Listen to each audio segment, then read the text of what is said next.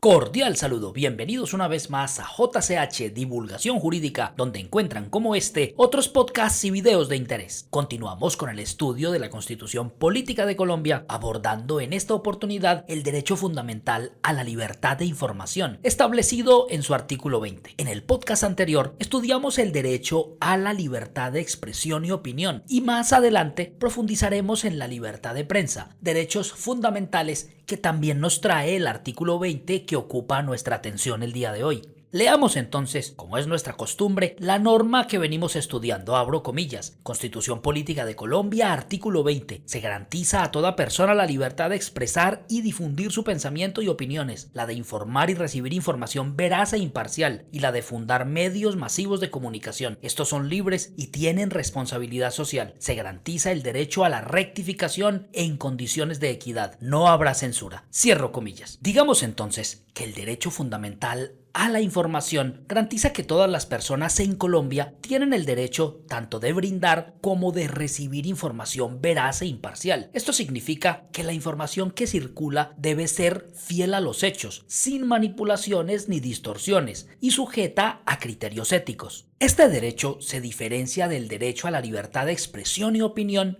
que, como les dije, estudiamos en el podcast anterior, en que la expresión de opiniones es, por decirlo así, de naturaleza subjetiva, ya que se trata de pensamientos, ideas o creencias personales que no necesariamente pueden o deben ser verificadas como verdaderas o falsas. En cambio, el derecho a la información que estamos estudiando aquí podríamos decir que es de naturaleza objetiva, pues se enfoca en hechos y datos concretos que pueden ser comprobados, lo que exige imparcialidad y exactitud. Adicionalmente, digamos que el derecho a la información está estrechamente relacionado con la transparencia y la democracia, pues nos permite acceder a información pública y controlar las acciones del Estado, asegurando que podamos participar activamente en la vida política y social de nuestro país. Un ejemplo práctico de este derecho es cuando los ciudadanos solicitan información pública, como los presupuestos estatales o decisiones gubernamentales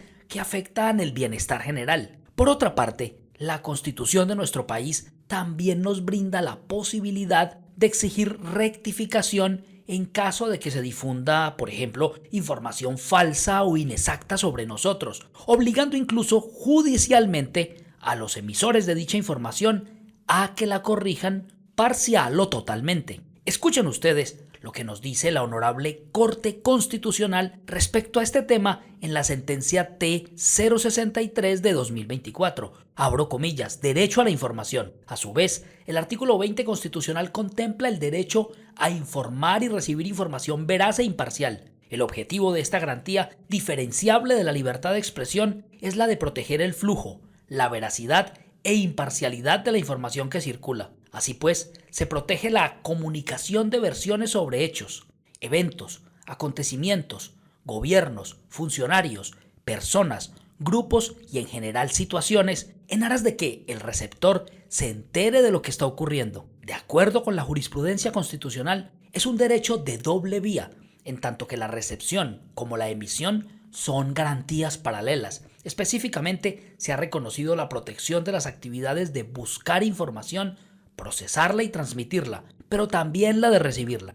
La libertad de información tiene como primer límite la protección del derecho correlativo de recibir información veraz e imparcial. De ahí que resulta exigible para el emisor las cargas de veracidad, esto es, que las versiones sobre los hechos o acontecimientos sean verificables y en lo posible exploren las diversas perspectivas o puntos de vista desde los cuales un mismo hecho puede ser contemplado, y de imparcialidad, que exige distanciar los hechos de los juicios de valor que sobre estos se hacen, para así permitir que quien recibe la información pueda formarse libremente una opinión personal de los hechos. Cierro comillas. Para terminar nuestro podcast del día de hoy, podemos decir que la libertad de información es esencial para la construcción de una sociedad informada, democrática y participativa, y que como ciudadanos debemos exigir y defender el acceso a información veraz y objetiva, única forma en la que podremos tomar decisiones conscientes no solo en nuestra vida diaria,